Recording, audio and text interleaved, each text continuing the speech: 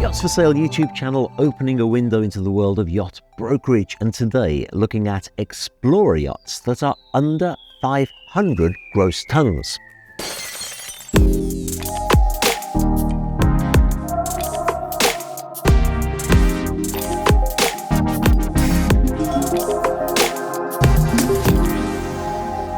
Actually, there was no need for me to fake dodging a weight above my head because, as you probably know, gross tonnage is not an indication of weight. It's actually an indication of the volume of a vessel.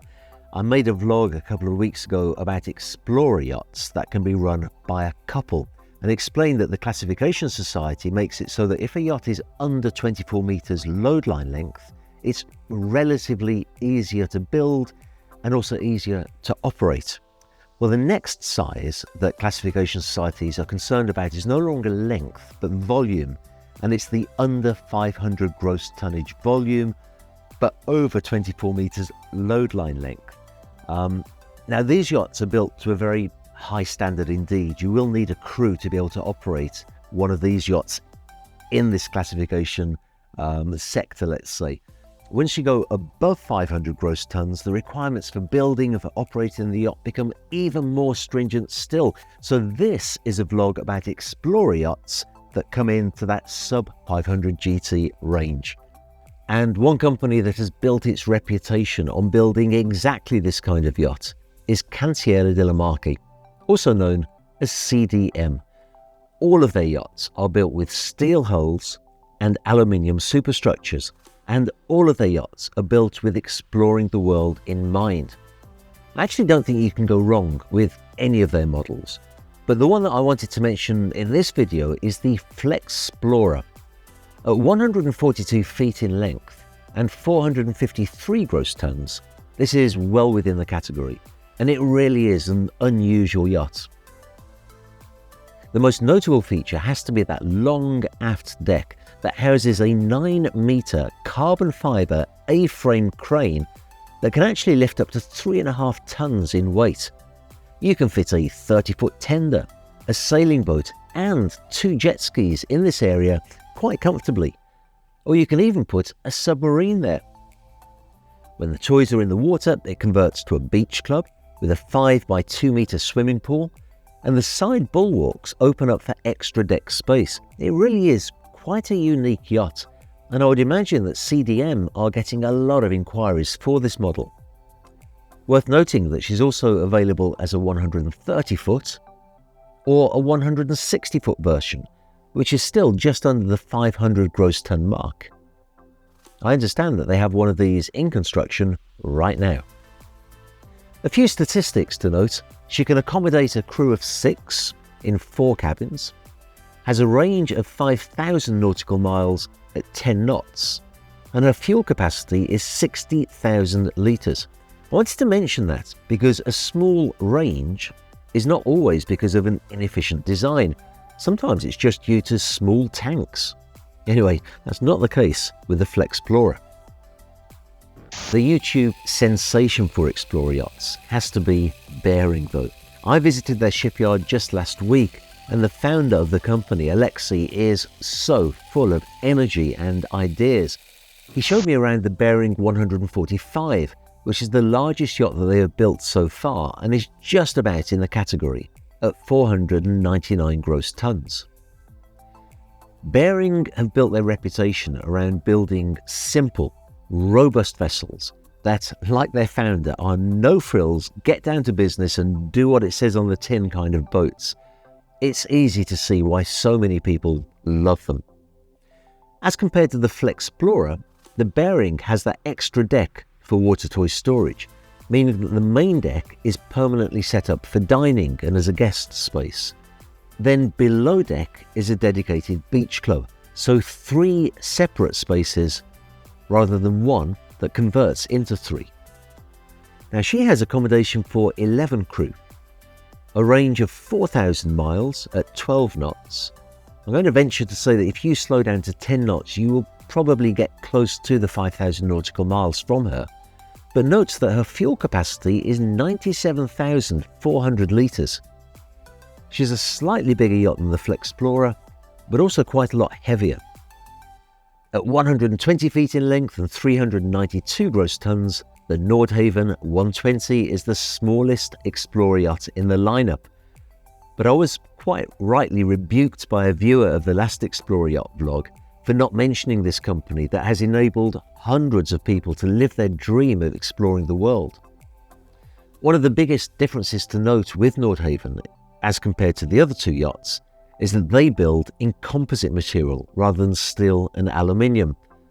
Some may have a problem with this, but personally I have to say that modern composites are remarkably robust, probably a lot more than you may think. And this model really does qualify as an Explorer, with plenty of space on the bow for sizable tenders and a range of 6,000 nautical miles. Although it should be said that this range is at 8 knots, so actually pretty slow going.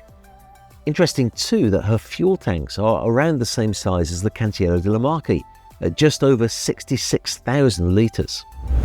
And before we look at the last yacht on the list, I have to say that when I sat down and thought about this vlog and then did a little bit of research, I was astonished at how few shipyards do specialise in Explorer yachts that are just under 500 gross tons. I mean, I squeezed Nordhaven in them, but in truth their real specialisation is much smaller Explorer yachts.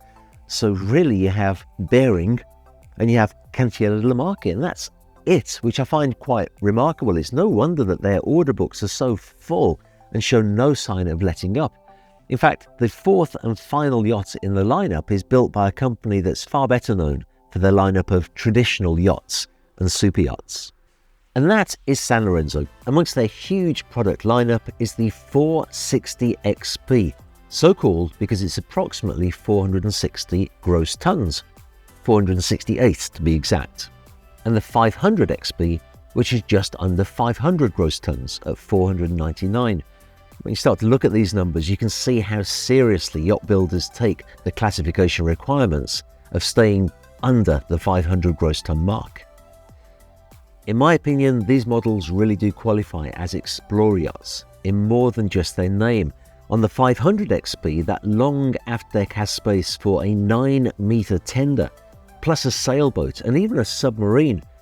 And when the toys are put in the water, you can use the same area as a touch-and-go helipad. The first 500 XP built, which is called Ocean Dreamwalker 3, is in fact planning a world cruise that will include both polar regions. With regards to her performance, she has great flexibility, with a top speed of 16 knots and a range of 4,500 nautical miles at 11 knots. Interestingly though, even though she's the largest yacht in the liner, she has one of the smallest fuel capacities at 60,000 litres. Here's a quick comparison. Cantiero della Marche's 142-foot Flexplorer offers a gross tonnage of 453 and a range of 5,000 nautical miles at 10 knots. Her fuel tanks have a 60,000 litre capacity. The Bering 145, on the other hand, has a gross tonnage of 499 and a range of 4,000 nautical miles at 12 knots, with by far the largest fuel capacity at 97,400 litres. The smallest yacht in this list is the 120-foot Nordhaven, with a gross tonnage of 392, a range of 6,000 nautical miles at 8 knots, and a fuel capacity of 66,000 litres. And finally, the San Lorenzo 500 XP has a gross tonnage of 499, a range of 4,500 nautical miles at 11 knots, and fuel capacity of 60,000 litres. I do wish that manufacturers would just quote a standard speed when they give their range. It would make it so much easier to compare one with the other. But two things to note on that point. First of all, when a manufacturer of a yacht gives a quote on the range to a certain speed, in a sense they're telling you what they think the best speed is for that yacht to get comfort and a good range. So always weigh that up when you're looking at different options with different manufacturers. But also it's worth noting that the smallest change in speed will change the range disproportionately. If you go up even just half a knot in speed, you'll get much less range. If you slow down by half a knot, you'll get a far greater range, often out of proportion of what you would expect. So often the very best person to talk to is the captain of the yacht, who's been running it for a while and has got to learn what the best rev range is for the engines, that gives the best comfort for the guests, and at the same time gives you a very decent range without having to wait forever to get where you're going. There's so much to consider when buying an Explorer yacht, and something I really didn't go into in much detail in this video was the need for storage space, especially food storage. Sometimes these yachts are out at sea for a month or even more, with a crew of 6, 7, 8 people or more, 6 or 7 guests or more on board. Can you imagine if you had to go shopping for a month for 15 to 20 people? How much storage space, freezer space, fridge space that you'd need to be able to do that? So if you're seriously thinking of buying an Explorer yacht, that is one thing to look out for. Another thing that's worth mentioning is that a yacht doesn't have to be called an Explorer to have Explorer capability. Actually, next Saturday we'll be publishing a video of a yacht called Rochade that in no way is a typical Explorer yacht. It doesn't have a big crane, loads and loads of water toys, and yet the owner of that, I think it's a 150-foot Delta yacht, has been exploring the world extensively. We sent Max to the Sea of Cortez in Mexico to film it because it's now making its way slowly back to south of Florida, and it's available for sale. So that's a great video to look out for if you dream of one day exploring the world in a yacht. Next week, I want to conclude this series of vlogs about Explorer yachts by looking at the really big, unlimited sized Explorer yachts. Actually, the team and I are just concluding the editing on a fantastic series of videos where we're documenting the construction of a ship that's been converted into a luxury Explorer yacht of 2,500 gross tons. Now that's a video, I'm not sure exactly when we're going to publish it, but it will be shortly after this vlog. Since it's on the Yacht Builders channel, I'll put an announcement on the community tab of this channel so you can look out for it when it's out. It promises to be an extraordinary video. And if you've not already done so, don't forget that you can subscribe to the entire suite of YouTube channels that we have here: Yachts for Sale, Yachts for Charter, Yacht Builders.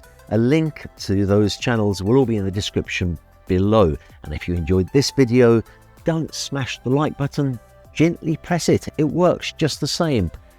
Some say that every time the like button is pressed, a penguin in the North Pole smiles.